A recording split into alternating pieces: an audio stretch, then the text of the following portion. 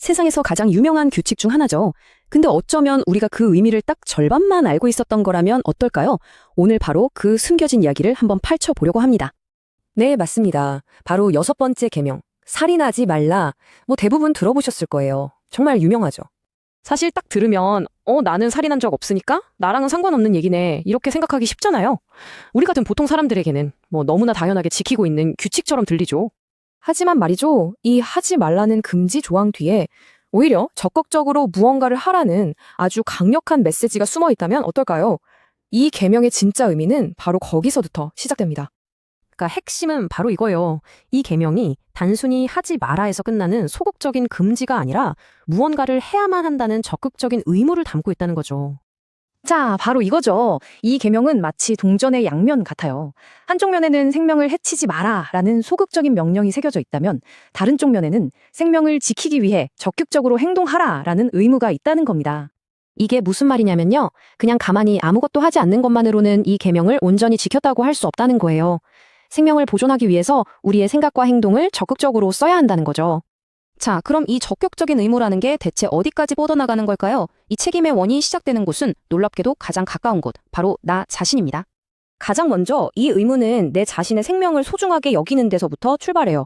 단순히 극단적인 선택을 하지 않는 수준을 넘어서요. 내 몸과 마음의 건강을 잘 돌보고 또 여러 중독과 싸우는 것까지 이 모든 게 다 포함되는 겁니다. 그리고 이 원은 자연스럽게 타인에게로 확장됩니다. 그냥 다른 사람을 죽이지만 않으면 된다 이런 차원을 넘어서는 훨씬 더 큰 책임이 우리에게 있다는 거죠. 자, 이 사례를 한번 보시죠. 이게 정말 중요한 지점인데요. 생명을 지켜야 할 의무가 우리의 무관심 때문에 어떻게 깨질 수 있는지를 아주 극명하게 보여주거든요. 외교적인 문제를 피하려고 한 가족을 위험한 상황으로 그냥 내몰아버린 이 사건. 타인의 생명을 지키려는 적극적인 노력이 없을 때 어떤 비극이 일어날 수 있는지를 여실히 보여주는 거죠. 더 나아가서 이 의무는요, 단순히 물리적인 생명뿐만 아니라 한 인간의 존엄성을 지키는 것까지 포함해요. 예를 들어 인종차별처럼 한 사람의 가치를 깎아내리고 부정하는 모든 행동은 사실상 그 사람의 생명을 간접적으로 위협하는 거나 마찬가지라는 거죠. 그리고 마침내 이 책임의 원은 인과이라는 경계를 넘어섭니다.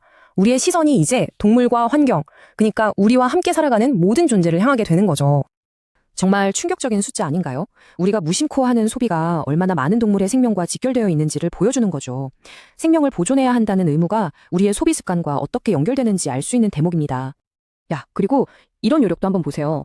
로드킬, 그러니까 동물이 차에 치여 죽는 걸 막으려고 어마어마한 돈을 들여서 다리를 놓는다는 거잖아요.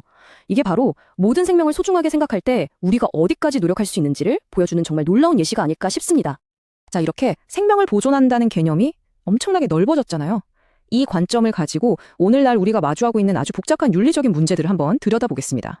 첫 번째 문제는 바로 사형제도입니다. 사회정의를 실현한다는 명분과 모든 생명을 보존해야 한다는 의무가 정면으로 부딪힐 때 우리는 어떤 선택을 해야 할까요?